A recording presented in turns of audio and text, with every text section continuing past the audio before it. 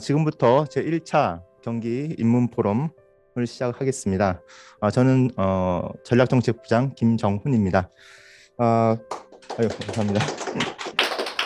그 경기 입문 포럼을 시작하기에 앞서서 포럼을 기획한 그 배경 그리고 주요 목적을 간략히 말씀을 좀 드리겠습니다.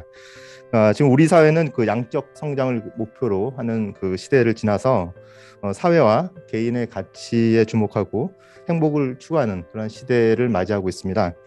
특히 대한민국 인구의 그 4분의 1이 살고 있는 우리 경기도의 경우에는 그 어느 때보다 인간 중심의 사회를 구현하기 위해 과거, 현재 그리고 미래에 대한 통찰을 요구받고 있습니다. 이런 시대적 상황에서 작년 말에 그 허성관 경기연구원 이사장님께서 경기 입문 포럼을 제안을 해주셨고 이에 그 연구기획본부에서 이 포럼을 기획했습니다.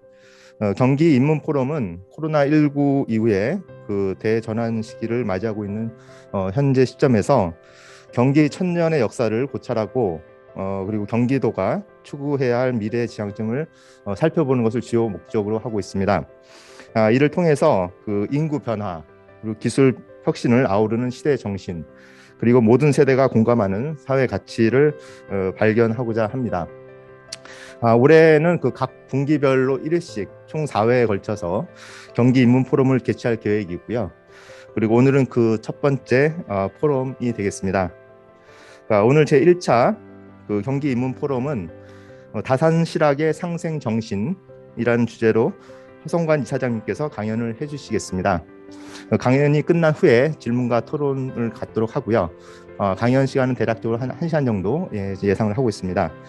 그럼 지금부터 강연을 시작하겠습니다. 뜨거운 박수로 이사장님을 맞이해 주시기 바랍니다. 저는 마스크를 벗겠습니다. 예, 말을 하려면 안 해도 이게 그 다산 정약용 선생 초상입니다. 초상이 여러 가지가 있는데 그래도 이게 제일 폼이 나는 것 같아서 이렇게 제가 올려놨는데요.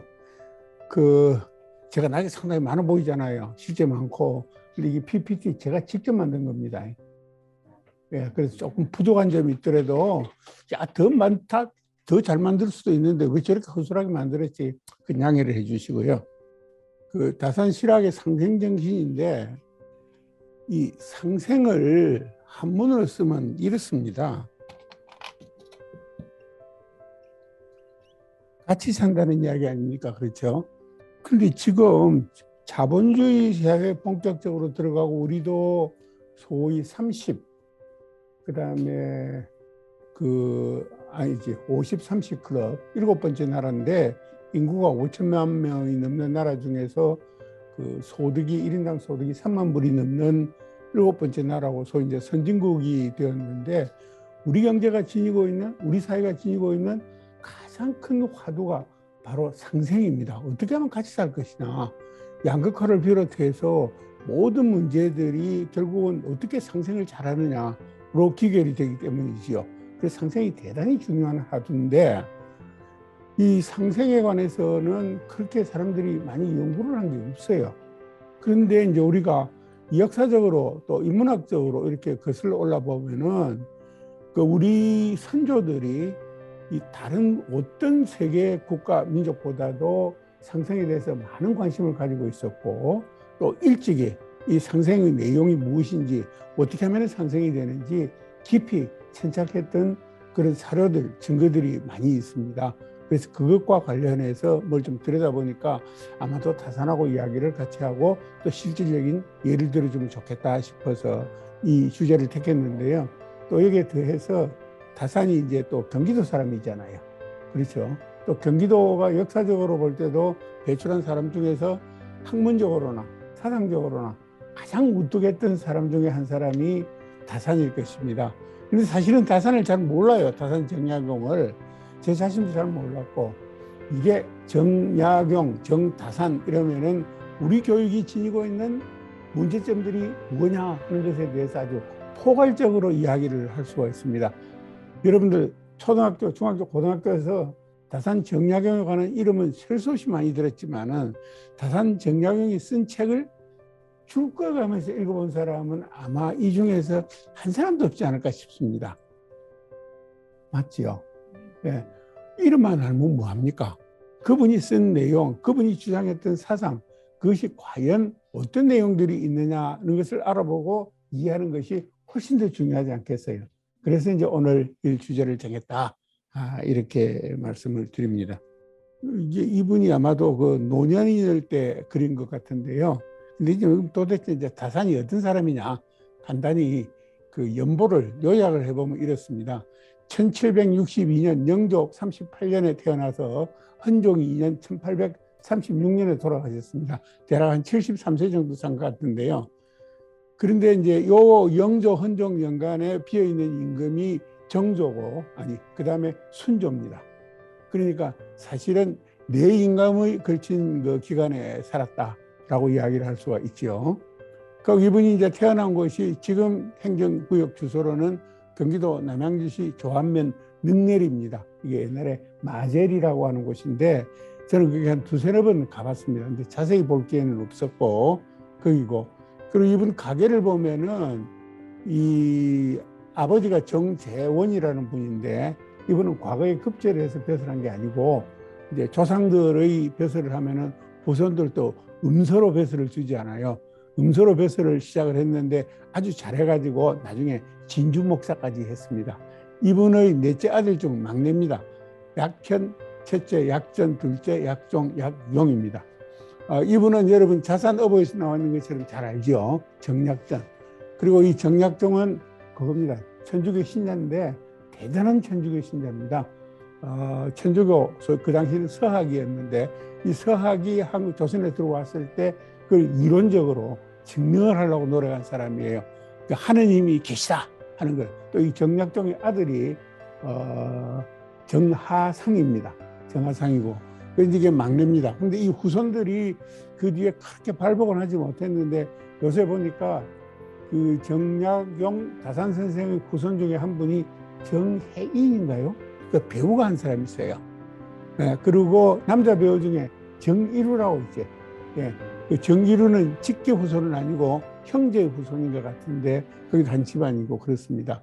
그리고 다산 정약용은 여러분 잘 아는 것 같이 그 화가 중에서 자기 인물을 거울 보고 그리는 그 윤두서라는 사람이 있어요. 윤두서, 공제 윤두서인데 이분의 집이 이제 해남 강진에 있는 소위 노구당 그 종손입니다.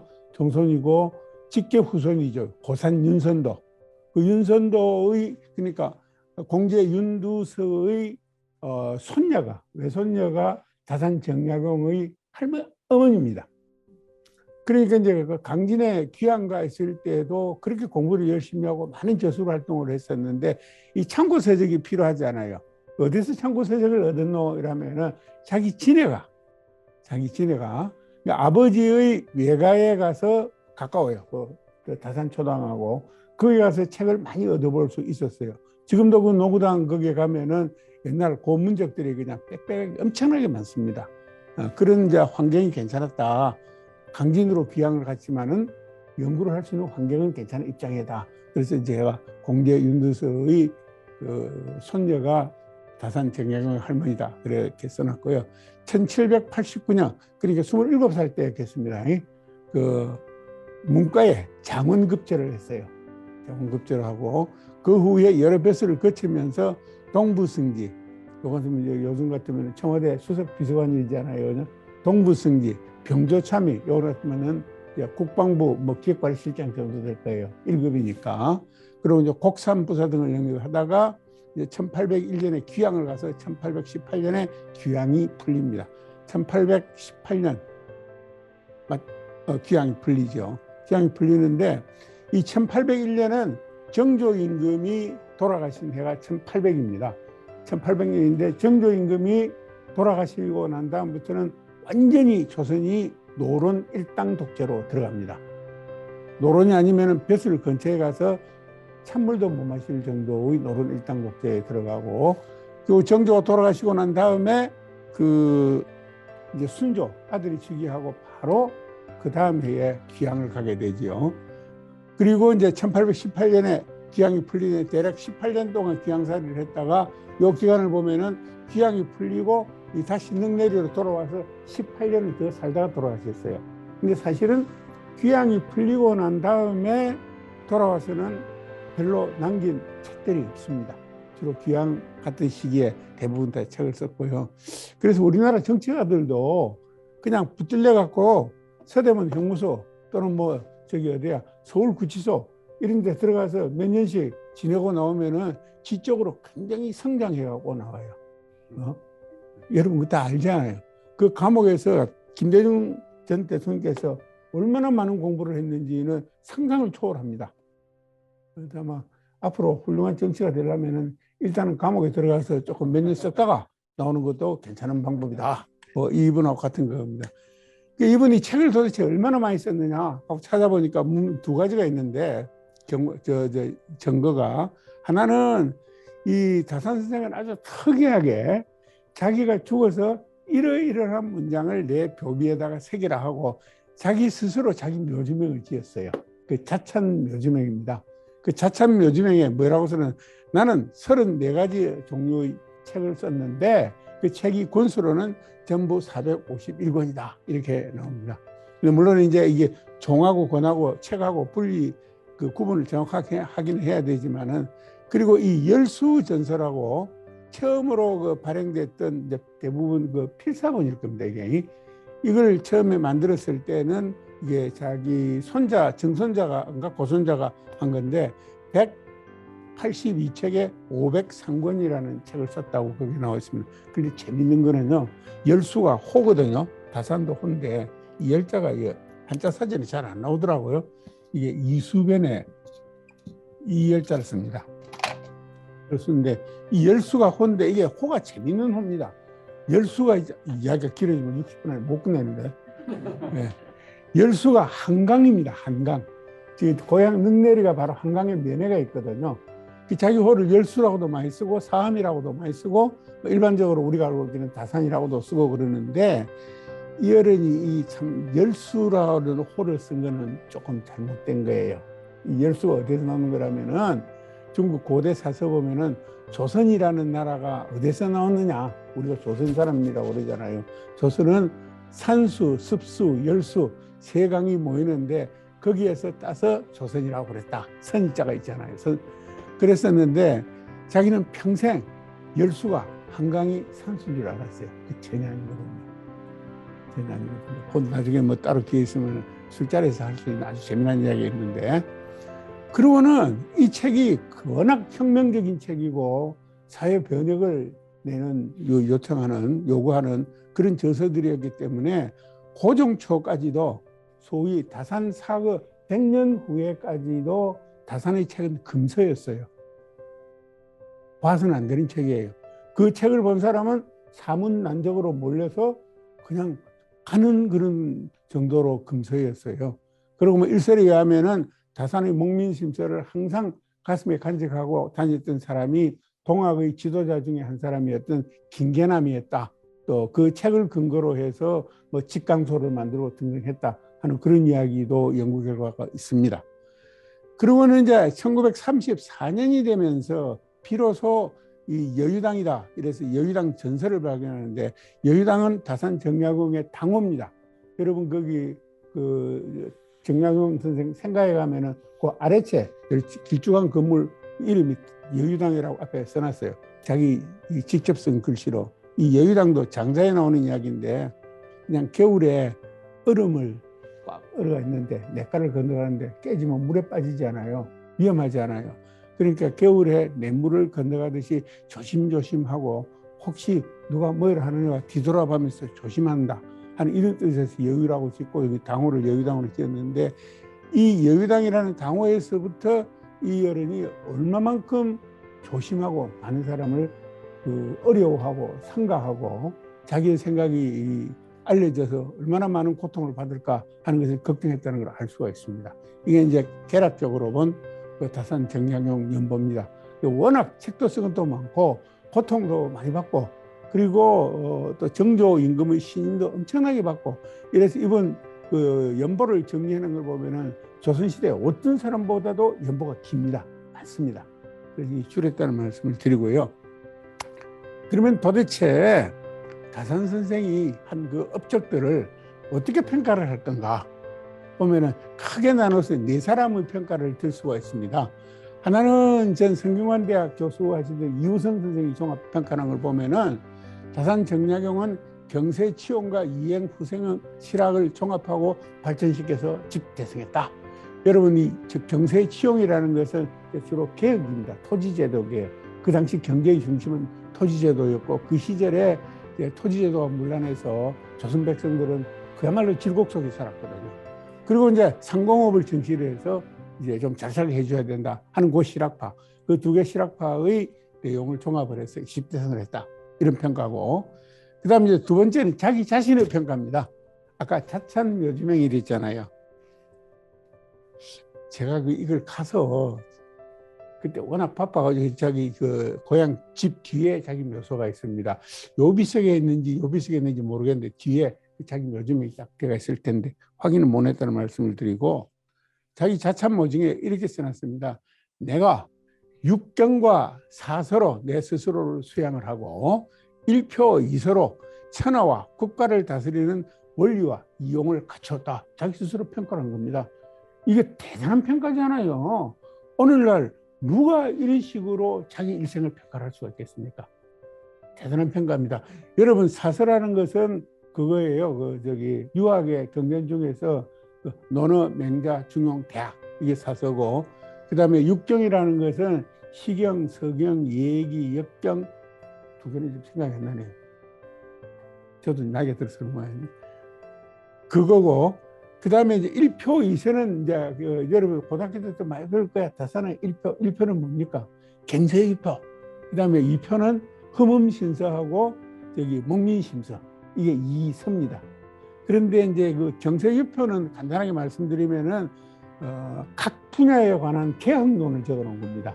교육은 그 개혁론에서 제일 가볍게 다뤄져 있는 부분이 교육이에요. 교육인데 그 외에 뭐 이렇게 음원 어떻게 쭉 적어놓은 게 해놓은 게 그 경서일표고, 그 다음에 이제 목민심서는 그 지방 관리로 그 현감이나 부사나 목사로 부임하면은 이제 임명장을 받으러 가잖아요. 승려원에. 그렇게 임금을 배하라고 임명장 받으러 갈 때부터, 그리고 지방에 내려가 갖고 소임을 다 하고 중앙에 다시 고향으로 본부로 서울로 돌아올 때, 그때까지 각 분야별로 자기가 담당하는 이조, 예조, 뭐 형제 관련된 각 일별로 어떤 부패, 나쁜 짓이 있을 수가 있고 이걸 막으려면 어떻게 하느냐 하는 걸 써놓은 책이에요. 이게 목민심서입니다. 그 다음에 이제 흠음심서는 아주 간단하게 말씀을 드리면은 그 재판을 할 때, 범죄자를 다룰 때 어떤 태도를 가지고 다뤄야 하느냐는 내용을 아주 상세하게 써놓은 거예요. 그러니까 흠흠이라는 말 자체가 무슨 말인 거라면은 삼가고 또 삼간다는 뜻입니다. 그러니까 죄인을 수사하고 그럴 때는 그 억울함이 없도록 하기 위해서 삼가하고 또 삼가해서 해라 하는 책이 흠음신서거든요. 흠음신서인데 지금 그 우리나라 국회에 그 법제사법위원회 그 이쪽 벽에 보면은 흠음신서 서문을 쫙 써놨어요. 그 국회의원들이 그게 흠음신서인지 서문인지 아는지 모르는지 나 되게 궁금하거든요. 아마도 그것이 흠음신서 그 서문인지는 아시는 분이 들어있을 텐데, 흠흠이라는 그 한자 뜻이 무슨 뜻인지 아는 사람은 별로 많지 않으리라고 생각합니다. 바로 그것이 아까 제가 처음 이야기했던 우리 교육의 문제점을 그대로 드러낸 것 아니겠느냐 이런 생각을 합니다. 그 다음 이제 세 번째로는 이 민세 안재홍 선생, 이게 민족주의 사학자이면서 독립운동하신 분인데, 이분은 굉장히 그 공부를 많이 하신 분이에요. 엄청나게 공부를 많이 하신 분. 그냥 뭐 훌륭한 분들이 납북됐는데, 이분도 6.25 때. 이분 책을 근래에 들어서 내가 한 2번 읽어봤는데, 2권.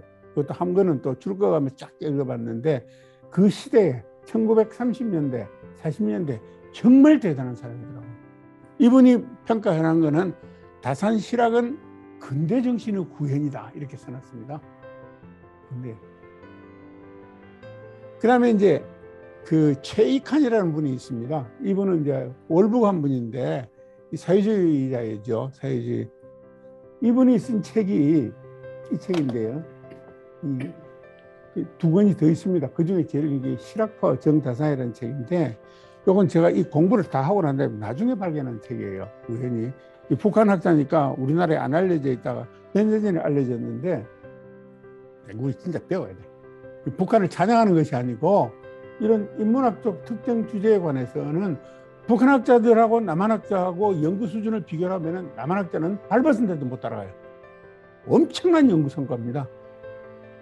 우리 쪽에서, 우리 남한, 우리 대한민국 쪽에서 정다산 연구를 한 사람들이 들어있는데, 이 책하고 다른 책 한 권을 읽어보면은 연구 수준 차이가 너무 나는 거죠. 연구 수준 차이. 이분은 뭐라고 그러는 거냐면은, 다산의 사상이라는 것은 다른 것이 아니고 신아부방, 낡은 우리나라를 다시 새롭게 만드는 사상이다. 딱 맞거든요. 포괄적으로 표현하면은. 그 다음에 또 하나는 만민계로 사상이다. 모든 사람들이 일을 해서 먹고 살아야 된다는 사상이다. 왜냐하면은 조선시대, 그 다산의 시대에는 양반들은 일을 안 하잖아요. 그렇잖아요. 양반들은 일을 안 하잖아요. 그래서 영조 때 이종성이라는 영의정이 올린 상소를 보면은 양반들 중에서 반은 배를 걷고 산다 이렇게 나옵니다. 근데도 왜 일을 안 하냐? 일을 해서 농사를 짓고 이러면은 양반 신분에서 신분이 떨어진다 이거지. 그러면 이제 그 자식들을 혼인시킬 때도 양반끼리 못하고 양인하게 해야 되고, 그래서 결국은 이제 사대부라는 신분에서 탈피를 하게 되고, 그러면 사람이 천해진다. 그래서 일을 안 한다는 거예요. 그러니까 만민계로라는 것은 이제 또 포괄적으로 이야기하면 이거는 신분제 해체도 주장하고 전부 다 나온다는 이야기죠, 이 세상에서. 그 다음에 하나는 내수외학. 그 당시에 서양 사상이 부분적으로 정해지고 그러니까 외국의 좋은 사상도 받아들여서 우리 내부를 잘 갈고 닦아야 되는 그런 사상이다 라고 표현을 해놨습니다. 그래서 이 다산 실학에 대해서 이렇게 종합평가를 했는데, 여기서 제가 이야기를 할 것은, 결국은 이 이야기는 무슨 이야기였습니까? 이 사서상경 경학과 세계를 가리키는, 그 나라를 다스리는, 국가를 다스리는 데 필요한 경세야, 이것이 별개가 아니고 하나다 하는 이야기입니다. 하나다 하는 이야기예요. 그러니까 사서상경을 공부하는 것은 공부는 공부고 국가를 다스리고 백성을 돌보고 하는 거하고 별개가 아니고 같은 거다라는 거니까 대단히 중요한 거고, 이 사산실학은 근대 정신의 구원이다. 그럼 도대체 근대 정신이 무엇이냐? 그래서 요 두 가지 관점에서 조금 더 간단하게 더 살펴보겠습니다. 요건 이제 아까 묘지고요. 아까 제가 1934년대에 다산 여의당 전서가 처음으로 출간되기 시작했다고 그러잖아요. 요게 이제 뒤에 와가지고 이게 1934년 그때부터 이제 다시 이제 여의당 전서가 됐다. 그 근래 들어와서 이렇게 여의당 전서를 다시 편집한 게 있습니다. 요거 이제 그 책 표지예요. 요거는 여러분들 이제 살 수가 있습니다. 그런데 양이 너무 많아요. 양이 너무. 목민심서 번역해 놓은 것만 해도 그 10권입니다. 10권. 참고로 들어놓은 거고요. 자, 그러면은 다산실학에서 근대 정신의 내용이라는 건 과연 뭐냐? 구체적으로 어떻게 나타나 있느냐? 그 저술에서 요약해서 말씀을 드리면은 제일 먼저 나오는 거예요. 왕은 백성이 추대하는 거다. 원래부터 왕이 있었던 거 아니다는 거죠. 사람들이 모여 살다 보니까 문제가 있으니까 현명한 사람한테 이거는 어떻게 하면 이제 묻고, 그래서 그 사람이 현명하니까 또 주위에서 모여서 또 묻고 해서 커져서 이제 결국 왕이 나오는 거라는 겁니다. 결국 뭐예요? 묻는 그 대상이 일반 민이 스스로 왕을 선택한다는 이야기입니다. 그러면서 이제 이거는 원목이라는 그 저술에 나오는 이야기고, 그 다음에 딱 탕론이라는 게 있어요. 책인데 거기 보면은 백성이 원하면은 왕도 바꿀 수 있다 이렇게 써놨습니다. 물론 이것은 이제 다산이 처음에 한 이야기가 아니고 그 중국 제자백가 순자 왕제편에도 나오는 이야기고, 또 우리나라에서는 그 남명 조식 선생이 이런 이야기를 하죠. 물이라는 것은 배를 띄울 수도 있지만은 파도가 치면은 배를 엎어풀 수도 있다. 이런 이야기입니다. 똑같은 이야기입니다. 그런 이야기니까, 근데 여기서는 재밌는, 그러니까 결국 내용은 백성이 원하면 왕도 교체할 수 있다라고 이야기를 해놓으니까 그 시대에 이 사상을 밖에다가 전파하면은 왕조 국가에서 어떻게 되겠어요, 여러분? 그냥 사문단적으로 그대로 붙들려 가서 그대로 참수당하는 이런 정도의 사상이라고 봐도 됩니다. 그런데 여기서 다산이 이야기하면서 백성이 원하면 왕도 교체할 수 있다고 하지만 어떻게 교체를 해야 된다는 이야기는 일치 안 써놨어요. 혁명을 해서 왕을 참수를 해서 교체를 한다든가 촛불 집회를 해서 왕을 그냥 끌어내리라든가 이런 구체적인 방법론은 전혀 안 써놨습니다. 그래서 아까 북한학자 케이칸 선생 같은 경우는 그 방법론을 제시를 안 했기 때문에 다산의 사상은 혁명에까지는 이루지 못했다. 그 양반은 막수주의자니까 당연히 그런 이야기를 하겠죠. 그렇게는 이야기를 합니다. 그 다음에 이제 이 근대 정신. 그러니까 이거는 완전히 민본주의 사상이잖아요. 서양의 근대 정신. 민본주의. 그러니까 루소의 사회 계약설보다 거의 비슷한 시기거나 이게 더 앞섭니다. 시기적으로. 그 다음에 이제 두 번째는 인간의 그 자리심, 셀프 인스턴스를 인정을 합니다. 인정을 해요. 그 전론이라고 토지개혁론 독산부사를 할 때 쓴 논문인데 뭐라고 쓰나 한문을 쓰면은 이렇게 됩니다. 민수출이 유수지추하야 이래 나옵니다. 그러니까 민이 이익을 따라서 쫓는 것은 행동하는 것은 물이 아래를 따라 흐르는 것하고 똑같다. 자연스러운 거다는 겁니다. 네. 여러분 그 조선 선비들 이야기할 때 뭐라고 그럽니까? 깨끗하게 살아야 된다. 청빈하게 살아야 된다. 이거 완전히 다른 이야기예요. 이해를 하는 이야기는. 그런 거하고 비교를 하면은. 그래서 이거는 완전히 개인의 자리심과 이윤 추구를 인정한 사상이다. 그죠? 그럼 자리심과 이윤 추구를 인정한 사상은 서양의 경우에서는 어디서 제일 주로 많이 나옵니까? 경작한 사람들 많은 낀데 어디서 나와요? 아담 스미스 국부론에 나오는 거예요. 국부론에. 이거는 이제 가장 자본주의의 기본이 되는 사고입니다. 기본. 자, 그래서 이제 이윤 추구를 인정한 점은 대단히 중요하다 하는 거고, 그 다음에 아까 가난한 사대부도 생업에 종사해야 된다. 그리고 인재를 키우기 위해서는 문벌을 타파해야 되고, 그 다음에 지방 차별을 없애야 된다. 우리나라에 인재가 너무 없다는 거죠. 그러니까 이제 그 시절에 보면은 여러분 순조 때 되면은 홍경래 평화부도 농민 항쟁이 일어나잖아요. 그거는 북쪽하고 이 기호지방하고 사람 차별을 해서 기본적으로 나온 거거든요. 기본적으로 반기를 든 거고, 그 다음에 이제 아까도 이야기했지만은 사대부들은 일 안 한다 이거죠. 세금도 안 내고, 그러니까 다 일해라 하는 거니까 이거는 이제 경세유포에서 주로 나오는 이야기인데, 기본적으로 이걸 보면은 이제 신분제를 극복하는 것이잖아요. 이걸 서양하고 비교해 보면은 중세 서양은 완전히 신분제이잖아요. 승려, 귀족, 양민, 노예 이런 식으로 구분이 되어 있는 거잖아요. 이런 건데 사실은 있잖아요. 따지고 보면은 이 신분제라는 것은 사대부, 그다음에 그 사, 농, 공, 상, 그다음에 노예제. 그러니까 뭐 크게 보면은 사대부, 양민, 노예 이 신분이라는 것은 그 고대 그 유학에서도 원시 유학이라는 공자 맹자에서는 신분제를 인정하지 않습니다.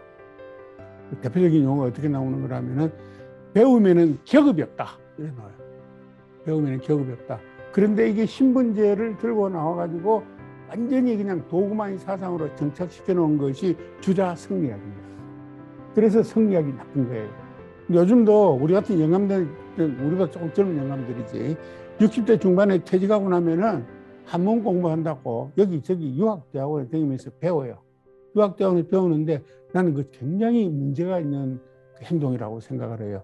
왜냐하면 가서 배우면은 우리가 타개해야 될 근대 정신에 반하는 뭡니까? 신분제에 그 기반한 학문을 배운다는 것이죠.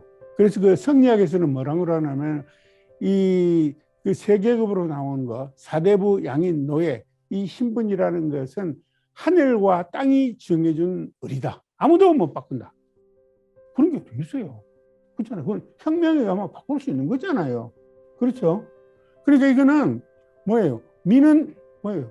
양민은 사대부를 봉사하기 위해서 존재하고 노예도 사대부에 대해서 봉사하기 위해서 존재하는 것이다 라고 생각을 하니까 양민들은 그야말로 즐거움이 되는 것이죠. 그러니까 사대부는 세금도 안 내, 군대도 안 가. 그리고 뭐라고 그럽니까? 그 다음에 열심히 공부를 해갖고 국가를 다스려야 된다. 열심히 어떻게 공부를 하느냐? 경물 취지를 해야 된다. 사물의 궁극적인 이치를 궁구를 해야 사대부가 된다. 공부를 해야 된다. 여러분, 사물의 궁극적인 이치를 궁구를 하려고 그러면 하루 이틀에 되겠습니까? 예? 최소한 10년 이상은 해야 될 거 아니에요. 아무것도 안 하고. 그러면 10년 동안 아무것도 안 하고 하려면은 그걸 뒷받침해 줄 만한 경제력이 있어야 되잖아요. 그런 신분제의 도구마 하에서는 공부라는 것 그 자체도 일반 양인들은 할 수가 없는 그런 상황인 것이죠. 오히려 공부 자체도 사대부들이 독점하는 체제로까지 가져가 버린 것이니까 여기서 이제 신분제를 극복해야 된다라는 것이 이제 다산의 세 번째 크게 보면은 사상이고, 그 다음에 이제 되게 재밌는 게 이랬습니다. 여러분, 무슨 성이라는 이 한문으로 성이지 아니라 성. 뭔지 알아요, 이거? 뭔지 아세요? 성. 이거요, 이거 경전에 보면 무지무지하게 복잡하게 설명을 해놨어요. 이것도 단계적으로 4단계에 걸쳐서 난가 아무리 들여다도 모르겠더라고. 무슨 솔성지도는 뭐예요 하고 중요하게 막 나오는데 아무리 봐도 모르겠어요. 근데 다산은 아주 명쾌하게 뭐라고 써놨는 맹자요이라는 책에서 맹자 그 주석하는 책인데 요이라는 책에서 성은 마음이 기호하는 것이다. 이 기호라는 것을 우리 근대 경제학자로 풀면 선호입니다. 성이라는 것은 뭐냐? 내가 좋아하는 것을 하는 것이 성의 발로다 이거예요. 내가 좋아하는 것. 그런데 그 왕조시대 성리학의 세계에서 일반 민들이 자기 마음에 좋아하는 것을 마음대로 할 수 있습니까? 원하지 않아요. 이게 완전 혁명인 것입니다. 결국은 이게 뭐예요? 이거 한마디로 이거 요약을 하면, 아이고, 이거 어떻게 해야 돼? 한마디로 이야기하면은 이 다산실학의 근대 정신이라는 것은 자리심을 인정하고 이윤추구를 인정을 하고 신분제를 타파하고 인간의 선택의 자유를 허용하는 그것이 바로 근대 정신입니다. 서양에서 계몽주의 사상 이래로 내려오는 그거하고 똑같은 거예요. 결국 인간을 객체로 보지 않고 주체적으로 인식하는 사상이 바로 근대 정신이라는 것이죠. 그 다산의 사상은 바로 그 아까 앞에서 나왔던 누구죠? 민세 안재홍 선생이 이야기했던 다산의 근대 정신이라고 이렇게 풀어 써놓지는 않았는데 거기 나오는 근대 정신 이런 관점에서 살펴보니까 다 키워드로 이래 뽑아보면은 바로 다산의 실학은 근대 정신의 구현을 하려고 했던 사상이더라 라고 일단 첫 번째 요약이 될 수 있을 것 같습니다. 어떻게 좀 말이 되는 것 같아요? 네, 그렇습니다. 제가 아까 그 이야기 했잖아요. 요새 유학을 많이 배운다고 그러는데 근데 이게 이제 그 성리학, 유학, 논어 뭐 이런 걸 보면서 그 주자가 그 논어에 주석을 단 논어 집주라는 책이 있습니다. 근데 그 논어 집주는 절대 보면 안 돼요. 논어 집주는 그 정말 말도 안 되는 거고 그것 보고 아, 내 공부 좀 했네 하고 다른 사람한테 이야기하면은 그야말로 옛날 신분제로 돌아가자는 이야기입니다. 근데 거기에 또 이건 아무리 바빠도 이야기를 해야 되겠는데 그 조선시대에 들어오면은 이 성리학이 이제 후기에 들어오면은 완전 도구마가 돼갖고 그 성리학의 그러니까 이런 이야기입니다. 그래서 그 소위 송자라고 그 추앙을 받는 노론의 송시열 같은 사람은 뭐라고 그러는 거냐면은 이 모든 진리는 주자가 완벽하게 완성을 해놨다. 주자가 한 이야기에 대해서는 1.1획도 바꾸면 안 된다. 이런 이야기들이에요. 그런데 그걸 좀 바꾼 사람이 있어요. 백호윤유라는 분이 있습니다. 그 백호윤유가 결국은 그 노론의 모략과 노론의 집요한 그거에 의해서 사형을 받고 죽습니다.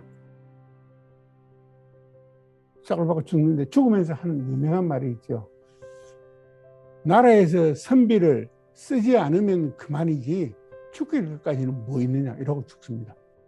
그런데 그 윤유의 후손이 지금도 살아 있어요. 제가 아는데 그분은 이야기를 잘 안 하려고 그럽니다. 선대에서 얼마나 그것 때문에 극악한 탄압을 받았든지 지금이라도 뭐가 내가 말 한마디 잘못하면은 엄청난 탄압을 받고 고통을 겪을 거라고 아주 DNA 속에 그게 들어있어요. 그 양반이. 대학 교수인데도. 자, 그 다음에 이제 두 번째는 이제 뭐라고 그랬어요? 그 사서상병 그거하고 나라를 가리키는 경색하고 같은 거다. 이런데 이게 되게 재밌습니다. 이게 제가 한번 설명을 해볼게요. 대표적으로 거기 나오는 핵심을 몇 가지 이렇게 딱 그 이해할 수 있는 뽑아보면은 이래 나옵니다. 여러분 고등학교 다닐 때 그 공자님이 삼락 즐거운 거 세 가지 이야기 하잖아요. 처음에는 뭡니까? 학이 시습지 불령여로야.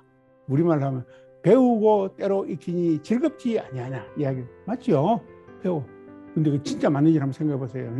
그다음에 이제 또 나오는 게 원봉이 자원 방례하야 불령여로 언데서 벗이 찾아오니 즐겁지 아니하냐 뭐 이런 식인데 여기서 학이 시습을 사람들은 다 어떻게 푸는 거라면은 배우고 때로 익히니 즐겁지 아니하냐 이러는 가만히 생각해 보세요. 저는 이거 고등학교 때 이 말이 좀 이상하다 생각했어요. 아니 어제 배운 걸 오늘 또 배우고 또 익히고 또 외우고 그러면 그게 무슨 재미가 있어요? 지겹지. 그렇잖아요. 아니 어떻게 공자님이 이렇게 지겨운 이야기를 했는데 사람들이 줄줄이 지금도 그대로 따르냐 이거죠. 그걸 까마득하게 잊어버렸죠. 그런데 크고 장성해서 가만히 생각하니까 그 습이라는 것이 익힌다는 뜻은 아닐 건데 라고 생각을 했는데 제가 공부를 하다가 보니까 딱 그 오학이라는 다산 선생 그게 있는데 그러니까 유학에서 가장 큰 공부의 목표는 수기 아니다 그 고향이 조금 다고요. 이게 습은 뭔가 하면 실천한다는 뜻입니다. 습.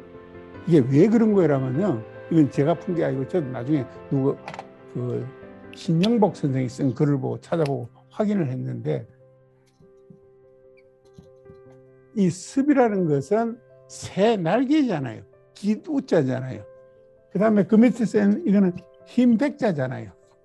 이게 한나라 때 허신이라는 사람이 쓴 설문해자라는 책이 있어요. 한문 한자의 그 만들어진 원리를 설명한 책인데 거기에 보면은 이 습이라는 것은 무슨 말인 거라면은 둥지에 있는 새끼 새가 이제 날개가 나가지고 새끼니까 이빨이 아주 하얘요. 예? 날개를 퍼덕이면서 날아가려고 노력하는 그 글자가 습이라는 거 아니에요. 그러니까 둥지에 있는 새가 자기가 살아가기 위해서 날아가려고 그 실천하는 과정, 그게 습이라는 겁니다. 그래서 이게 실천인 것이죠. 그런데 보니까 다산 선생도 이걸 습을 실천이라고 그랬다는 거죠. 습. 그래서 학이 시습에서 배우고 이 배운 것을 실천을 해본다 이런 뜻인데 이걸 이제 그 조금 해석을 더 멋지게 해놓은 거는 주석을 더 붙여놓은 건 도울 김용옥 선생이 아주 잘 해놨더라고요. 내가 배운 것을 적절한 때에 실천을 해보니 정말 잘 되더라. 그러니 즐겁지 아니하냐. 이게 말이 되잖아요. 그렇잖아요. 김병훈 박사 있잖아. 배운 거 딱 해가지고 안을 딱 내갖고 내 배운 데 맞춰서 방안을 딱 내갖고 현실에서 실천해갖고 착착 잘 돌아봐요. 얼마나 재밌어요. 얼마나 기뻐. 그보다 즐거운 게 어디 있어요. 내가 배운 걸 갖다가 내가 공부한 걸 갖다가 이게 습의 실천이라는 거예요. 이게 이제 그러니까 학이 시습 이 용어라는 것은 전부 다 그 논어에 나오는 이야기지만은 그 경에 나오는 이야기지만은 그것을 제대로 주석을 붙이는 것은 이게 또 다른 문제거든요. 그래서 이걸 완전히 실제 현장에서 이루어질 수 있도록 나라를 다스릴 때 그렇게 뜻을 해석하는 게 습이다 이렇게 보시면 되고 다산 정약용이 그 논어에 주석을 붙이는 책이 논어 고금주라는 게 있어요. 그러니까 유학을 배우는 사람들이 영감쟁이들이죠. 내가 영감이라고 그러는데 왜냐하면 저는 괜찮습니다. 저도 영감이니까. 영감들이 그걸 배울 때 주석을 보고 배워야 되는데 배울 수밖에 없는데 그 주자가 쓴 논어 집주를 안 보면 안 되고 그야말로 우리 생활에 맞게 유학을 이해를 하려고 그러면은 다산 정약용에서는 논어 고금주가 있어요. 논어 고금주를 보고 배워라. 이런 이야기를 할 수가 있죠. 그 다음에 유학의 가장 그 큰 공부의 목표라는 것은 수기치인이거든요. 자기 자신을 잘 갖고 다가가서 사람을 다스리는 데 큰 도움이 되게 하라는 거예요. 이 수기치인입니다. 공부하는 목표가 수기치인이에요. 근데 여러분, 수기를 어떻게 하냐? 자기 자신을 어떻게 갈고 닦느냐? 그럼 이게 또 무지무지하게 복잡해. 무지무지하게 복잡해요. 딱 보면 이렇게 나옵니다. 주자 쪽에서 하는 이야기는 먼저 신독을 해라. 마음을 맑게 가지고 해서 기도하는 마음으로 해라. 그건 뭐 저래 중하고 똑같잖아요. 그래서 사실은 주작이라는 것은 불가에서 영향을 받은 바가 커요. 이건 딱 좋잖아요. 수기라는 거는 뭐냐? 내 마음을, 내 자신을 갈고 닦는 것은 딴 게 아니고 수기자 소위 선아라. 내 자신을 선하게 만드는 것이, 선량하게 만드는 것이 바로 수기다는 거예요. 얼마나 쉽습니까, 여러분들? 내 자신이 스스로 선량한 사람이 되고자 하는 모든 노력이 바로 수기다 하는 거예요. 그러면은 치인이라는 건 뭐냐? 치인이라는 건, 사람을 다스린다는 건 뭐냐? 사람을 다스리는 것은 바로 사람을 사랑하는 것이다. 애인이다. 저는 이걸 보고 깜짝 놀랐어요. 이걸 보고 너무너무 놀랐습니다. 이게 뭐하고 똑같냐 이러면 나중에 설명하겠지만은 우리 그 고래로부터 전해오던 선도사상이 있거든요. 선도사상. 그 선도사상에 성통이라는 게 있고 공안이라는 게 있어요. 이게 바로 이 선안은 성통하고 같고 애인은 바로 공안하고 같은 거예요. 조금 이따 다시 더 설명할게요. 여러분, 이거 말 되잖아요. 수기친 복잡하게 해석할 것 없이 다산이 주석된 대로 수기는 선하고, 그렇죠? 치인은 바로 애인이다. 또 공자님은 또 다른 이야기도 합니다. 똑같은 이야기도 합니다. 공자님은 그 막내 제자가 자기 수레를 먹는 사람인데 논어에 보면은 이런 이야기가 나와요. 맨날 공자님이 이야기를 하면서 그러거든요. 배워라. 지식을 넓혀라. 알지자. 그 다음에 인자해라 할 때 인자, 어질 인자. 그러니까 어린 제자가 물어보지. 10몇 살 된 제자가, 아니 선생님, 입만 열시면은 지, 그리고 인. 그런데 도대체 지라는 것은 무엇입니까? 지라는 것은 알지자. 뭡니까? 딱 물어보니까 공자님이 뭐라는 거야? 야야이, 지라는 것은 바로 지인이다. 사람을 알아볼 줄 아는 것이 지식이다. 지식의 최고봉은 사람을 알아보는 안목을 기르는 거다. 그 다음에, 아니, 그러면 선생님, 이 어질 인자는 뭡니까? 어질이라는 것은 바로 사람을 사랑하는 것이다. 이런 이야기를 하거든요. 이거 말 되거든요. 그죠?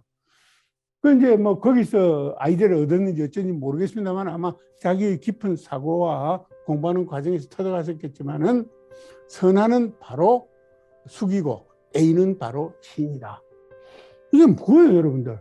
이게 얼마나 실천적이고 현실에서 가장 잘 적용될 수 있는 겁니까, 이게? 그렇죠. 실행하기 얼마나 좋은 사고입니까? 그 다음에 이제 두 번째는 이 경학과 경색을 일치하는 데서 학문하는 방법을 이 오학이라고 그러는데, 학문을 할 때 5가지가 있는데, 첫째는 박학해야 된다. 넓게 공부를 하는 거죠. 둘째는 박학하고 신문하고 깊게 항상 질문을 해봐라. 의문을 던져봐라. 세 번째는 아주 생각하고 이렇게 잘 생각을 해봐라. 네 번째는 명확하게 이렇게 판별을 해봐라. 다섯 번째, 그렇게 되면은 나오는 결과를 아주 독실하게 실행을 해라. 이게 학문을 하는 방법이래요. 이거 따지고 보면 뭐예요, 이게? 제대로 확실히 공부를 해서 그걸 잘 실행해라는 이야기 아니에요. 마지막에 독행이니까. 독행인데 공자니 다산은 그러다가 뭐라고 써놨는가 하면 오학론에서 자신문이야 비소이야. 지금 공부하는 사람들은 신문부터는 아예 뜻도 없다. 두루두루 넓게 공부한다. 그러니까 이게 뭐예요? 다른 말로 표현하면은 지금 공부하는 사대부들은 다산이 살았던 시기에 하는 공부라는 것은 전부 다 수박 겉핥기다. 두루두루 알고 내가 뭐 좀 안다 하고 재는 것 외에는 아무것도 없다는 거예요. 그렇게 인식을 해야 돼요. 그러니까 이 두 가지를 따지고 보면은 있잖아요. 두 가지를 따르고 보면은 바로 이 경약을 아무리 공부를 해도 실천이 없으면은 학문이 아니라는 거죠. 실천이 없으면 학문이 아니다라는 거죠. 그 다음에 이제 이 대학이라는 그 유교 경서가 있잖아요. 대학 제일 첫머리가 되게 어렵습니다. 이 첫머리 일어납니다. 대학 지도는 명덕하고 신민하며 지선이라 이래 참 나옵니다. 이게 무슨 말 알겠어요? 어려운 한문 하나도 없잖아요. 고등학교 교육 제대로 받았으면 어려운 한문은 한자는 없잖아요. 근데 무슨 말인지 다 모르잖아. 왜 그러냐면은 이게 너무 추상적이라서 그래요. 추상적이라서. 아니, 밝은 덕을 밝히는 데 있고, 신민하고 민을 새롭게 하는 데 있고, 이런 이야기 아니에요. 그걸 한번 뜻을 그대로 해석을 하면은, 지어선, 지극한 선함에 도달해서 그치는 데 있다. 이게 대학 큰 공부라는 것이죠. 다산은 명확하게 그걸 합니다. 밝은 덕을 밝히다. 명덕이 뭐냐? 인륜이다. 사람 사는 도리다 이거죠. 사람이 산다. 그러니까 임금은 임금답게, 신하는 신하답게, 백성은 백성답게, 자식은 자식답게, 군군, 신신, 민민 뭐 이런 거 있잖아요. 그게 바로 사람 사는 도리인데 이걸 명확하게 밝혀주는 것이 공부고, 이거 신민은 백성을 새롭게 하는 게 아니고 백성하고 친한다는 겁니다. 이게 원래 공자님은 친민이라고 그랬어요. 그런데 이제 주자하는 사람들이, 성리하는 사람들이 이걸 새로운 신자로 바꾼 겁니다. 이거는 조작한 거죠. 그 다음에 지선, 이거는 그냥 지극한 덕이라고 하면 쉽게 이야기하면 되는데, 이 중에서 굉장히 중요한 친민이라는 게 중요한 겁니다. 친민. 이건 원시유학으로 돌아가자는 이야기인데, 백성과 친함이 있다. 이 말은 무슨 말이에요? 임금이 사대부와 백성을 친하는 것이 큰 공부 중에 하나다. 그거하고 임금과 사대부들이 백성을 새롭게 하는 것이 큰 공부 중에 하나다. 백성을 새롭게 하게 되면 뭐예요? 위에서 밑으로 내려다보는 거 아닙니까? 피지배의 대상으로 보는 것이고, 친민은 같이 하는 대상으로 보는 겁니다. 그래서 이 글자 한자가 얼마만큼 많이 얘기해요. 그러니까 주자학하고 원시유학, 공자의 말씀하고 제일 큰 차이는 대학 여기서 나오는 신민하고 친민입니다. 결국 이야기는 뭐예요? 이 친민을 한다는 이야기는 백성을 사대부하고 같은 반열에 놓고 서로 친하는 것이 정치의 시작이라고 보는 것이죠. 그래서 이제 이 사서 삼경을 공부를 하더라도 이런 실천의 관점에서, 백성과 함께하는 관점에서, 이런 관점에서 보게 되면은 바로 그 경세에 있는 거하고 나라를 다스리는 거하고 일관성이 있다. 이런 이야기입니다. 그래서 이걸 간단히 요약하면은 이게 이제 결국은 따지고 보면은 서로 같이 살아가는 세상을 구해나가는 것이 다산 사상이다라고 지금 제가 생각을 하는 겁니다. 이거 누가 이야기하는 사람이 없어요. 제가 보기 그런 것 같더라 하는 이야기인데, 왜냐하면 정치적으로 민본주의 사상을 하고, 경제적으로 자립심과 이윤축을 인정하고, 사회적으로 신분제를 극복하고, 친민의 관점에서 보면 인권을 존중하는 거란 말이에요. 이것들은 전부 뭐예요?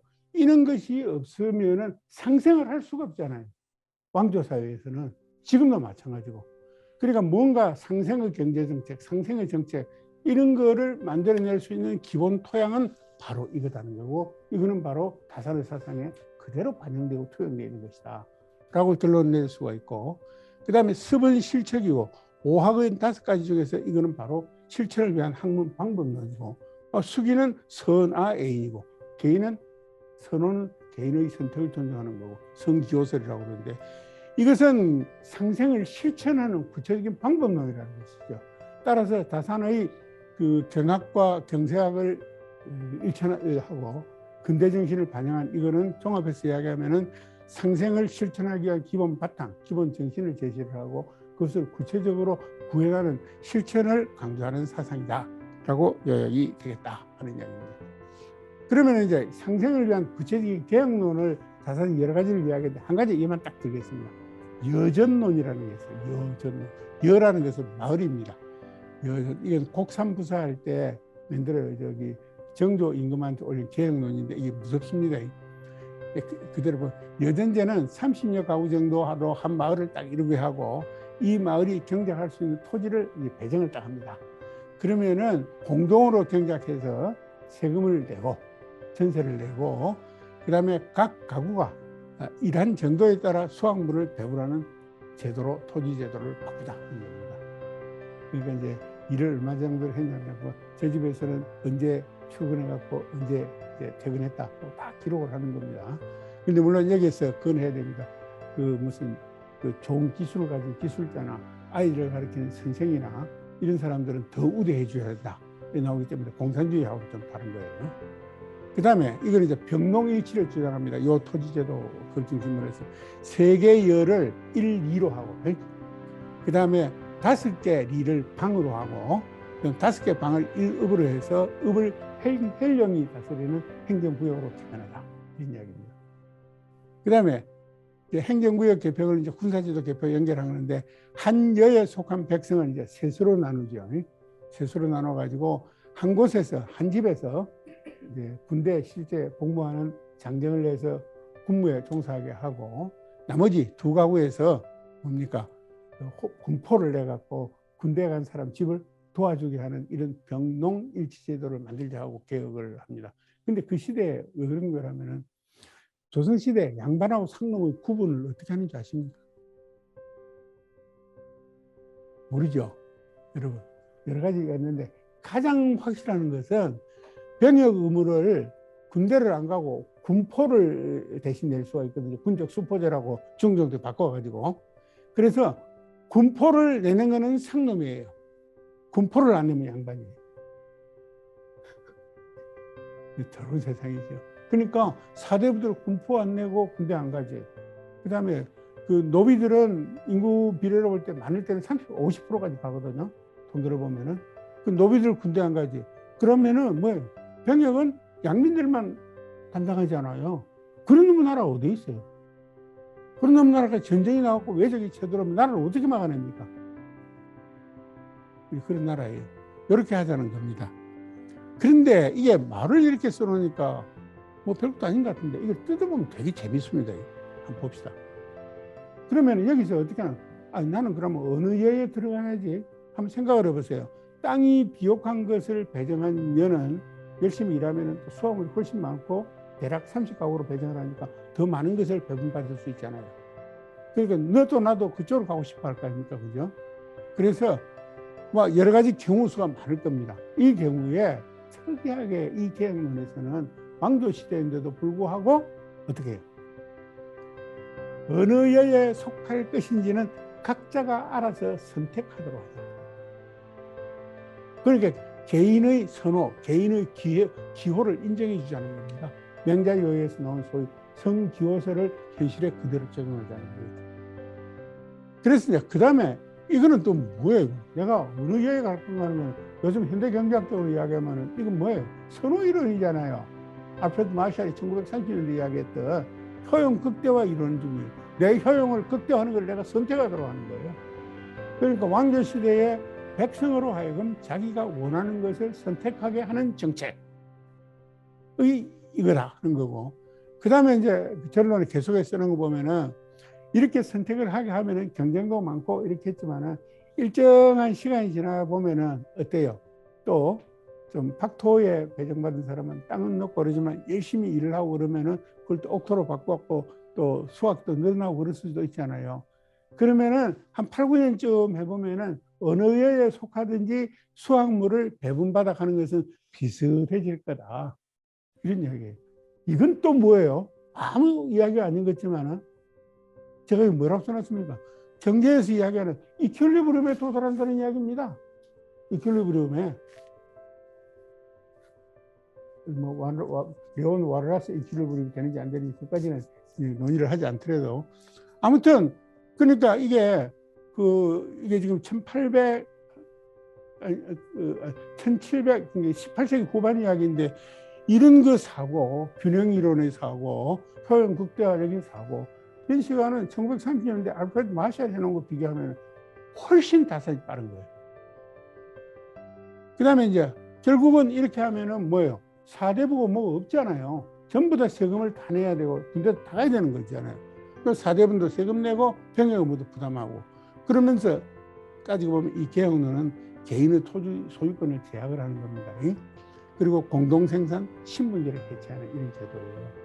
이런 제도인데 이것이 이제 결국 사회주의와 자본주의를 일종의 결합하는 개혁 아닌데 그 문제는 있으나 문제는 요즘 세상에서 보면 문제는 있으나 그러나 기본적으로 이런 것을 인정했다는 것은 자기가 원하는 데 가서 일한 만큼 받고 서로 돕고 살고 하는 상생을 전제로 한 개혁 아니다 라고 결론을 내도 별 문제가 없을 것 같다 생각입니다. 자, 그러면은 이 다산의 이런 그 상생 경제 사상이 어느 날 하늘에서 뚝 떨어진 거냐?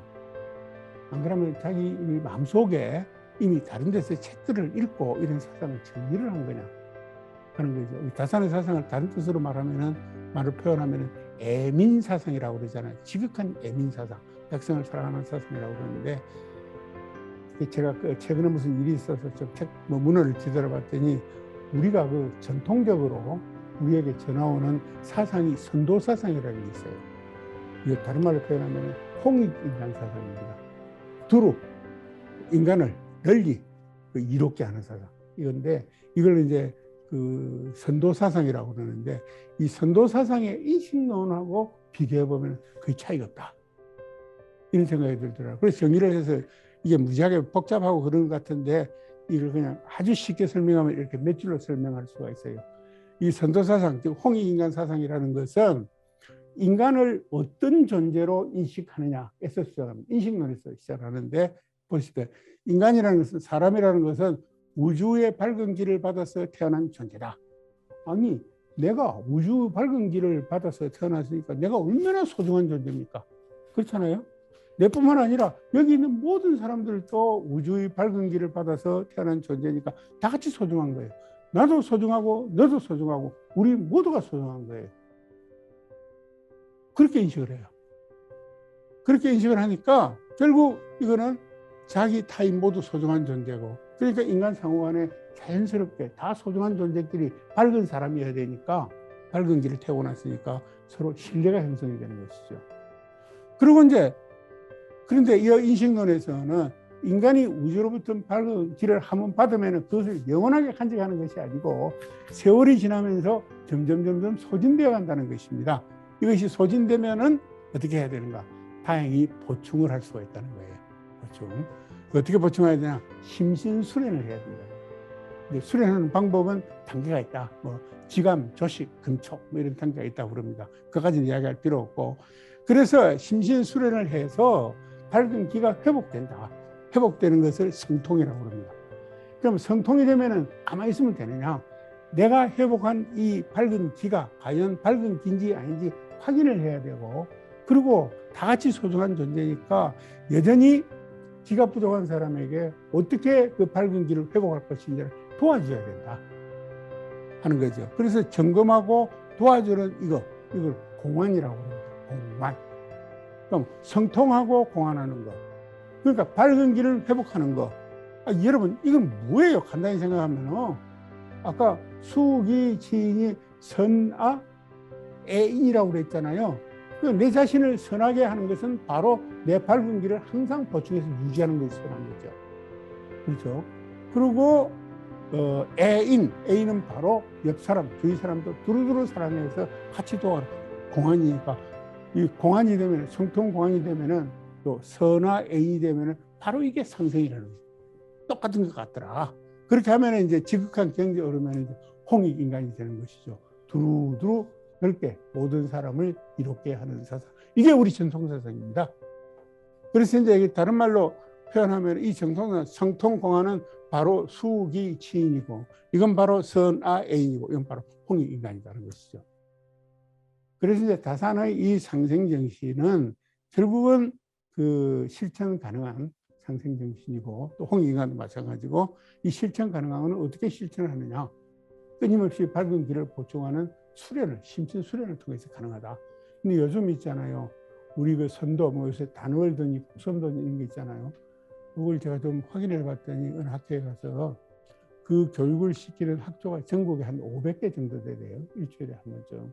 누가 그 비교 그 분석을 해놨는데 실증적으로 그걸 해보니까 그걸 수련받는 학교에서는 뭐가 없어지는 거냐면은 그 따돌림 현상, 그게 없어지는 거야. 학교 폭력도 그렇지 않은 학교하고 비교해서 현저히 줄어드는 거예요. 그리고 그 노인들 있는 요양원 같은 데 있잖아요. 요양병원 말고 거기에 있는 노인들한테 했더니 의료비가 확 줄어드는 거예요. 그래서 이제 그건 우리가 실천 가능한 세상이다. 그리고요, 저도 이거 조금 해보고 있는데 요즘 코로나 때문에 못 가고 몇 달 배운 걸 갖고 저녁마다 나가서 한강에 한 만보 걸으면서 한 20분 내갖고 뭐 단전치기도 하고 뭐도 하고 하고 나면 굉장히 잠도 잘 오고 편안해요. 확실히 좋은 거다 하는 말씀 드리고, 그 다음에 선도사상에 이런 게 있고, 그 다음에 우리나라 개성상인들을 보면 있잖아요. 그야말로 상생경영을 실천한 거예요. 자본주의 최고의 문제예요. 시간을 한 5, 6분 더 써도 되겠지. 개성상인들에게 전해 내려오는 금원 중에 이 한문이 뭡니까?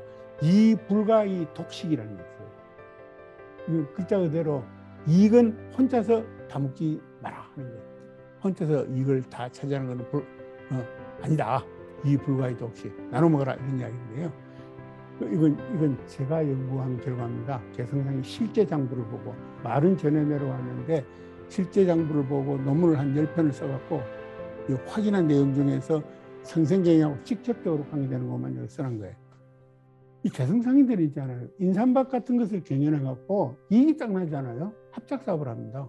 이익이 딱 나면 그걸 참가한 사람, 합작사업 참가한 사람 사이에 n분의 1로 나눠요. 그러니까 참가한 사람은 토지를 대거나 뭐 자본을 대거나, 주로 이제 자본을 대는 게 토지지만은 이제 그 인삼 재배 노하우를 대거나 산포 관리를 하거나 이렇게 해서 이제 예를 들어서 3명이 합작을 해서 경영을 했다. 그럼 이익이 딱 났다. 3만 원이 났다. 그럼 각각 10,000장씩 딱 배분을 해요. 여러분, 이게 요즘 세상에서 가능한 거예요? 요즘 세상은 자본을 댄 사람이 한 80% 안 가져볼까? 그렇잖아요. 그게 바로 뭔 거예요? 자본, 기술, 경영 노하우의 가치를 동일하게 평가한 거예요. 지점 경영을 하더라도 이제 자기들이 훈련시킨 차인이 경영을 하는데 이 경영을 딱 해갖고 매년 결산을 딱 해요. 결산하고 이익이 나면은 월정 급여가 없어요. 월정 급여가 없고 이익의 반을 똑같이 딱 나눠요. 이게 이제 서로 같이 먹고 잘 살자는 대표적인 예가 되고, 그 다음에 개성상인들은 시변 제도라는 게 있는데 이건 자금 융통 제도입니다. 오늘날 그 자금 종교 거래소 같은 것을 자기들 내부적으로 만들어 가지고 개성상인 간에 자금을 주고 받고 할 때 이 월 1.25% 빌릴 때도 그렇고 빌려줄 때도 1.25%를 해요. 제가 본 장부에서는 동일하게 적용을 해요. 그 당시 잘못됐다. 시장 이자율이 3 내지 4분입니다. 그럼 시장이 이자를 반도 안 되는 금리로 융통을 했다는 거 아니에요? 그럼 이걸 이제 다른 말로 표현하면은 개성상인들 상호간의 자금 융통에서 이익을 보려고 그런 것이 아니고 그야말로 부족한 자금을 빌려주고 또 받아 쓰고 그리고 내가 또 있을 때는 자금을 공급하고 하는 그야말로 상생 경제를 하는 아주 기본적인 메커니즘 중에 하나라고 이야기를 할 수가 있지요. 그런데 이런 제도가 있었다는 것까지는 다 알려져 있었어요. 실제 그렇게 했다 하는 기록은 없었거든. 근데 그럼 장부를 또 제가 한 12년가를 쫙 해보니까 실제 그렇게 했어요. 실제. 그리고 외부에서 자금을 개성상인 아닌 데서 주고받고 할 때는 훨씬 더 높은 이자를 적용을 해요. 그 다음에 그래서 이제 이걸 뭐라고 하냐면 이것은 아주 무로운 이자율이다 해서 무변이라고 해요. 그 다음에 차인제도라는 게 있어요. 아까도 유능한 청소년을 개성해서 의식만 제공하고 이제 일을 시켜가지고 아주 유능한 인재로 육성을 하면서 갖고 그렇게 달성한 사람 차인이라고 그러는데 아까도 이야기했지만 이 차인이 맡은 사업 이익을 주인과 2분의 1씩 딱 배분해요. 딱. 그리고 이 사람들이 이제 주인의 사업을 맡지 않고 나가서 지 사업을 하겠다고 그러면은 자금을 대줘요. 자금을 대주는 자금에 대해서는 아까도 이야기했지만 월 1.25%, 연 15% 이자를 딱 받고 업종을 제외하고는 일체 관여하지 않고 다 독립적으로 경영을 하게 해요. 이 외에도 여러 가지가 이게 대표적인 거라서 그래서 이제 개성상인들도 이 개성상인들 이 장부는 다산의 시대보다는 한 80년 후의 장부입니다. 80년 후의 장부 이렇게 했었더라. 그래서 다산은 상생정신의 기본을 제시를 하고 그걸 구체적으로 구현하는 실천의 방법을 구현을 했는데 사실은 이것이 다산의 기본 생각이지만은 우리 전통 선도 사상에서 나오는 상생 정신, 인식론의 바탕을 둔 거하고 같더라. 또 그걸 실질적으로 실천한 것은 개성상인들이더라. 그래서 이 개성상인들이 실제 사업한 이것은 오늘날 우리 자본주의 사회의 최고 화두고 극복해야 될 과제인 상생경제 실천의 큰 참고 자료가 된다 하는 겁니다. 그래서 결론적으로 말씀을 드리면은 이와 관련해서 우리가 이제 학문적으로 연구해야 될 것 있잖아요. 그러면은 아니 정다산이 선도 사상이 잘 나타나 있는 우리 선도 사설을 그 당시에 읽었을까? 만약에 읽었다는 증거가 나오면은 그건 논문으로는 굉장히 좋은 논문이 되지 않겠어요, 그렇죠? 이걸 한번 찾아봐야 된다. 예를 들어서 전해 오는 선도 사설 중에 부도지라든가 태백일사라든가 삼성기 등 이게 있는데 여기 아주 잘 나와 있습니다. 여러분 뭐 3.1 신고니 참정개경이니 그 대종족 경전들이 있잖아요. 그게 전부 여기에다 원래 있던 것들이거든요. 그래서 이것들이 이제 굉장히 중요한 연구 주제가 될 수가 있고, 그 다음에 그러면 개성상인들은 상생경영을 했는데, 그러면 개성상인들도 선도사설을 읽었을까? 아니면은 비록 금서였지만은 그 당시에 다산의 저술을 접했을 그런 기회가 있었을까? 이것도 연구해 보면 대단히 중요한 주제라는 것이죠. 그러니까 우리가 이게 이 상생경영 또는 이 상생의 정신, 홍익인간 이것들이 면면이 이어져 내려왔다고 그러는데 그것이 현실에서 구체적으로 어떻게 구현되는가를 경제적인 측면에서 사상적인 측면에서 보려면은 이것을 이제 다산의 제작과 그 다음에 개성상인의 실제 그 상업 관행과 연결시켜서 일관성을 찾아내는 것은 대단히 중요한 연구가 될 수 있을 거다라는 거고, 한 가지 제가 선언적으로 말씀드리고 있는 것은 사실은 우리 그 역사를 살펴보면은 이 선도 사상이 융성했을 때는 우리 국은도 굉장히 융성했습니다. 국은도 굉장히 융성했어요. 그래서 선도 사상이 성리학에 치여갖고 맥을 못 추는 그 시기부터는 나라가 완전히 조락으로 빠져들어서 결국 망하게 됩니다. 그래서 선도 사상이 융성했던 시기, 국운의 쇠퇴, 선도 사상의 융성과 쇠퇴, 그것은 대략 시간적으로 괴를 같이 하고 있더라. 오늘 이게 결론입니다. 감사합니다. 질문 있으면 하십시오. 봉인식 본부장님이 오늘 이제 참석 못하셨는데 온라인으로 질문을 해주셨습니다. 직접 듣고 싶었으나 본의 아니게 재택근무를 하게 되어 온라인으로 참석해 아쉽습니다. 할아버지가 옛날 얘기해 주듯 쉽고 편안히 말씀해 주시는데도 저희에게 인사이트를 주셔서 의미 있는 시간이었습니다.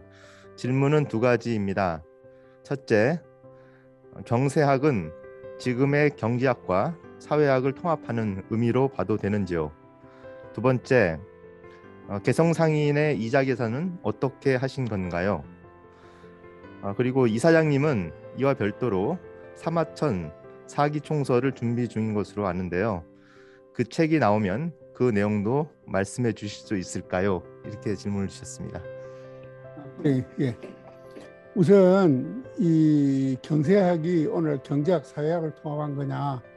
그 경세학은 그냥 이렇다고 보면 경국재민 그걸 보면 되니까 같은 말이니까 경제학도 포함하고 사회학도 포함하고 정치학도 포함하고, 그러니까 뭐 크게 보면은 조금 좁게 보면은 정치경제학, political economy 아마 이렇게 해석을 해도 아무 문제가 없을 겁니다. 저는 그렇게 생각을 하고, 이자 계산을 어떻게 했느냐? 이게 개성상인들이 자기들끼리 변통하면서 쓴 이자율이라는 것은 오늘날 개념으로 이야기하면 개성상인들이 이렇게 해요. 결산을 할 때 예를 들어서 자기 자본이 예를 들어서 10만 양이다. 그러면 연말에 결산을 딱 할 때 자기 자본이 10만 양이 돼서 15% 이자를 딱 계산해 갖고 지급이자로 계산해요. 지급이자로 계산을 하고 결산을 할 때 있잖아요. 그 15%니까 10만 양이면 15,000원 양이잖아요. 15,000 양을 비용으로 계산할 때 떨어버려요. 그러니까 이게 지금식으로 이야기하면 기회비용을 인정을 하는 거예요. 기회비용을. 오퍼튜니티 코스트예요, 이게. 그러는데 이 15%는 기본적으로 어떻게 정하는 거라면 아까 이게 일종의 개성상 내에서 그 자금 중개소 비슷한 게 있다고 그랬잖아요. 그 유력 상인들 한 7, 8명이 모여가지고 보름마다 이번 주에는 이자를 우리 울매를 하고 이자를 정합니다. 이 정할 때 자금이 아이고 어느 집에서는 자금이 요새 얼마 부족하더라 사업이 잘 돼가고 어느 집에서는 사업이 더 잘 돼가고 자금이 남더라고 대체로 자금 수요 공급을 조절을 해서 이렇게 정해요. 정해갖고 그 하는데 그 정해진 이자율은 대체로 그 개성상인 외 사람들과 대차할 때 그대로 적용을 하고 개성상인간 할 때는 제가 본 장부 22년 동안에 똑같이 15%. 그래서 이제 이거는 기회비용을 감안한 것이죠. 감안한 거고, 결산뿐만 아니라 합작 투자에서도 기회비용 15%를 다 적용을 하고, 그러다 보니까 연말에 결산을 하면은 그 시점에서 미래가치예요. 당기순이익이. 그래서 이제 경영학적으로 이야기하면은 우리가 그 투자 성과를 평가할 때 기회비용을 감안한 소위 이제 디스카운티드 캐시플로우, DCF 모델 근거로 해서 하잖아요. 그런데 지금 뭐 서양이고 뭐 우리나라하고 투자를 할 건가 말 건가 할 때는 그 자본비용, 기회비용을 감안하는데 투자한 결과에 대해서는 그냥 회계이익으로 계산을 하지 않아요. 근데 개성상인들은 이게 얼마나 중요한 그 결론인 거라면 학문적으로는 투자를 할 때도 그다음에 투자 성과를 평가할 때도 다 같이 기회비용, 내지 화폐의 시간 가치, 자기 자본 비용을 다 적용을 해서 그 당시 시점의 가치로 평가를 하는 거예요. 이건 유일하게 이때까지 확인된 걸로는 제가 논문 쓴 개성상 받았어요. 그래서 그 논문 써갖고 SSCI 저널에 실렸어요. 아무튼 그리고 그 다음에 세 번째가 뭐더라?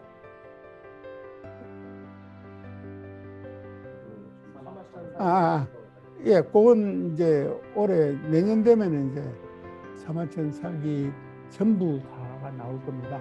전부 다 나오는데 그건 이제 전부 다 나오면 40권이나 되니까 일반인들이 전문적으로 연구원에서 빼놓고 나서는 40권 다 읽기는 어려울 거고.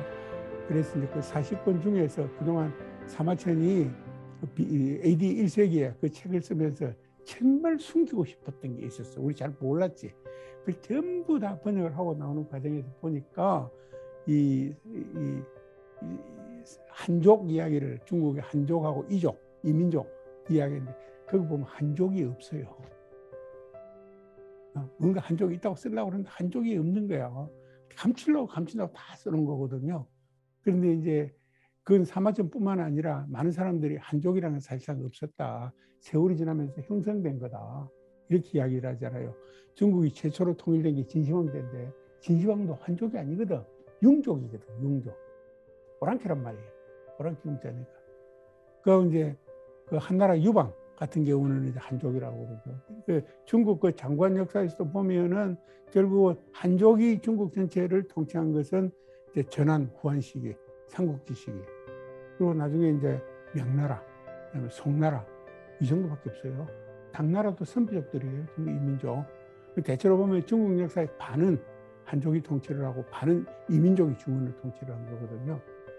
그래서 이제 그 중국 역사에서 특히 이제 그 공산 정권이 들어서면서 대만으로 망명한 역사학자들, 그 다음에 그 공산 정권에 북경에 남아있는 학자들, 이렇게 유명한 학자들이 반반씩 나는데 대만대학 총장을 지낸 부산연이라는 사람이 쓴 책 중에는 중국의 역사라는 건 뭐냐? 이하 동서설이라고 그러거든요.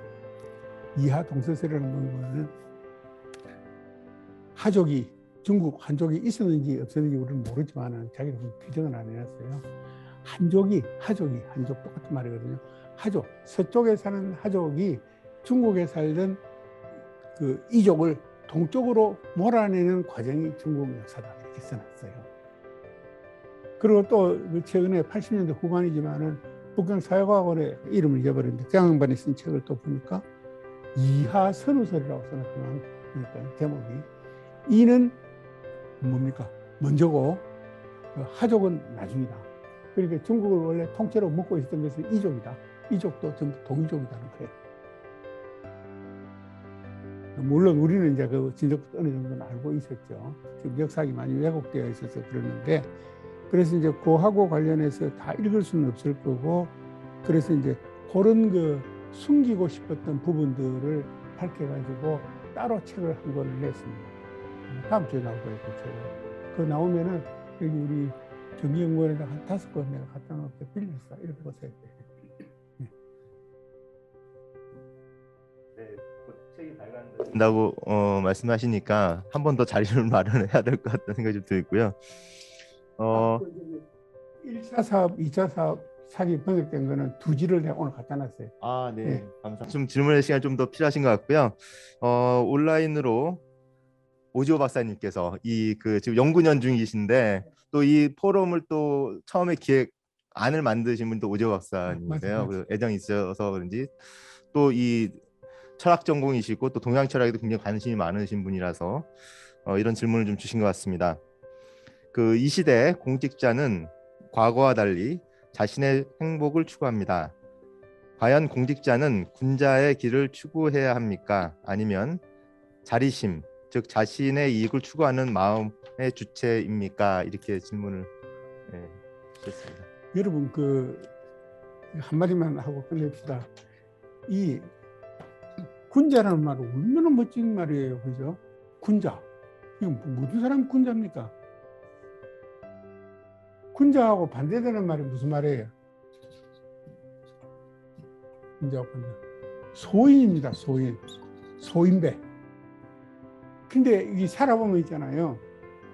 꼭 말썽을 일으키는 거는 100% 소인배들이거든. 정치판에도 보면.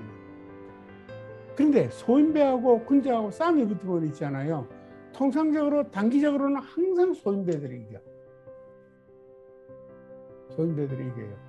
그러면 군자하고 소인하고는 어떻게 다르냐는 거지. 그것만 이야기하고 끝낼 것 같아. 그럼 답이 될 것 같은데, 공자님 말씀이 뭐냐면은 군자는 뭐라고 그럽니까? 동이불화. 그러죠? 동이불화. 이건 소인이죠. 군자는 화이부동하고 소인배는 동이불화니라. 이게 이제 공자님 말씀이거든요. 그러니까 군자는 뭐라고 그랬어요? 화이부동. 서로가 달라도, 의견이 달라도 서로 화합해서 같이 보낼 수 있는 사람. 이게 군자예요. 소인배는 뭔 거라면 동이불화. 서로 뜻이 같아도 서로 불화하는 사람이에요. 그렇잖아요. 우리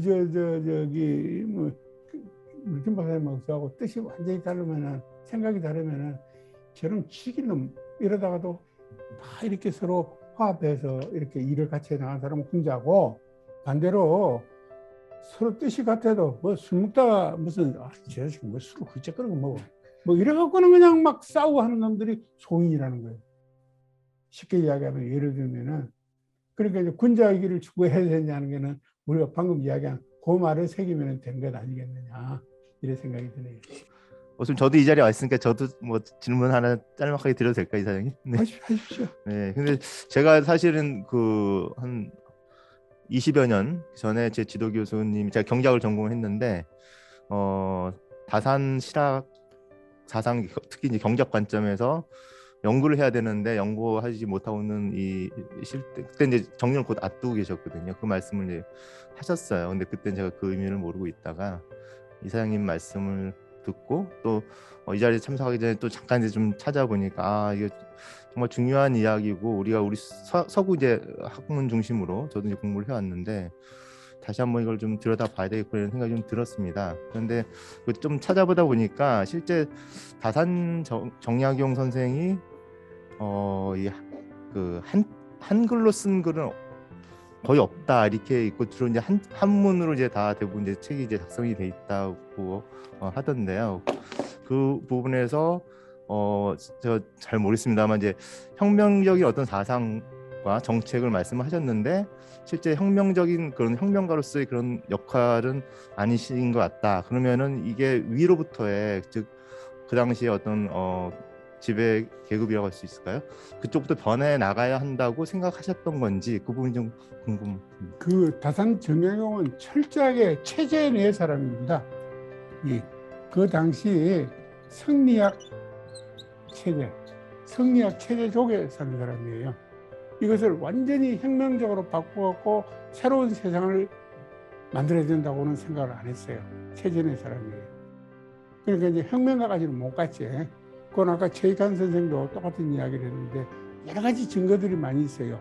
구체적으로 자기들 그 아까 설명한 그 사상 중에서도 그 왕을 바꿔도 된다. 그럼 어떻게 바꿔야 되나? 이럴 때는 이렇게 바꾸고 저럴 때는 저렇게 바꾸고 이런 얘기 찾잖아요.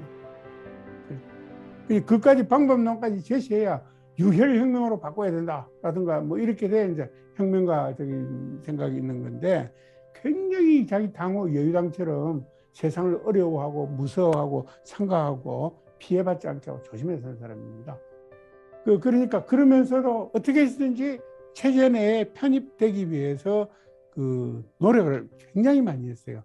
대표적으로 체제 내에 편입되기 위해서 혁명가의 삶을 살 수 없었다는 것은 그 유배지에서 자기 아들한테 보낸 편지가 남아 있는데 그 편지 중에 이런 말이 있어요. 절대로 도성에서 백리 밖으로 이사를 가지 마라. 그게 굉장히 함축적인 표현이잖아요, 그죠? 도성에서 서울에서 한양에서 백리 밖으로 가면은 그만큼 정보가 떨어지고 세상이 어떻게 돌아가지도 모르고 또 배설도 할 수도 없고 뭐 어차피 폐족이 돼 버렸으니까 배설도 할 수도 없고 그러기 때문에 자꾸 잊혀지게 되고 그러다 보면은 사는 것도 힘들어지고 신분도 하락하고 그래서 사대부에서 떨어지려 할지도 모른다라는 그 두려움이 거기에 깃들어 있는 것이죠. 절대로 백리 밖으로 도성 백리 밖으로 이사하지 마라. 그 대표적인 의미입니다. 체제 내에서 살아남으려고 애를 썼던 본인의 노력을 마무리를 이제 해야 될 시간인 것 같습니다. 제가 오늘 사실 이제 그 이사님 이전에 이제 저희 출장 가서 말씀을 듣고 하면서 정말 말씀 너무 재밌게 잘하시고 또 거기에서 저희가 좀 듣고 배워야 할 부분을 잘 짚어주시는 그런 어떻게 보면 저희의 큰 대선배님이시자 또 앞으로 저희 길을 개척하셨던 분이시라고 저는 생각이 좀 들고요. 그리고 제가 이 강연을 들으면서 이게 실천이라는 것과 또 사람에 대한 인간에 대한 사랑 뭐 이런 부분이 바로 우리 연구자가 가져야 될 어떤 중요한 자세 중에 하나가 아닐까 이런 생각을 하게 된 그런 자리였던 것 같습니다. 오늘 그 바쁘신 중에 귀한 시간 내주시고 좋은 강연을 해주신 우리 허성관 이사장님께 뜨거운 박수로 감사를 표했으면 좋겠습니다. 네, 그럼 오늘 그 제1차 정기 입문 포럼은 이것으로 마무리하고요. 2분기에 제2차 입문 포럼이 기획이 되면 그때 다시 여러분들께 같은 자리에서 뵙는 것으로 하겠습니다. 참석해 주셔서 감사합니다. 네.